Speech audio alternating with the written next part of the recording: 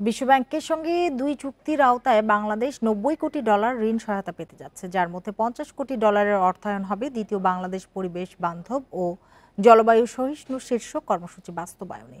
রোববার বিশ্বব্যাংক ও বাংলাদেশ সরকারের অর্থনৈতিক সম্পর্ক বিভাগের মধ্যে এ ঋণ চুক্তি সই হয়েছে। এ সময় বলা হয়েছে, এ অর্থ দেশের পরিবেশ বান্ধব ও জলবায়ু সহিষ্ণু উন্নয়ন নীতি বাস্তবায়নে ভূমিকা রাখবে। ঋণের ২৫ কোটি ডলার আসবে আইডিএর নিয়মিত তহবিল থেকে, যা ১.২৫% সুদে ৫ বছর গ্রেস পিরিয়ড সহ পরিশোধ হবে ৩০ বছরে।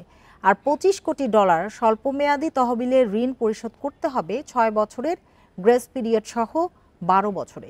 আরেকটি চুক্তির আওতায় নগর পরিষেবা বৃদ্ধি ও সুশাসন প্রতিষ্ঠায় ৪০ কোটি ডলার ঋণ পাচ্ছে বাংলাদেশ।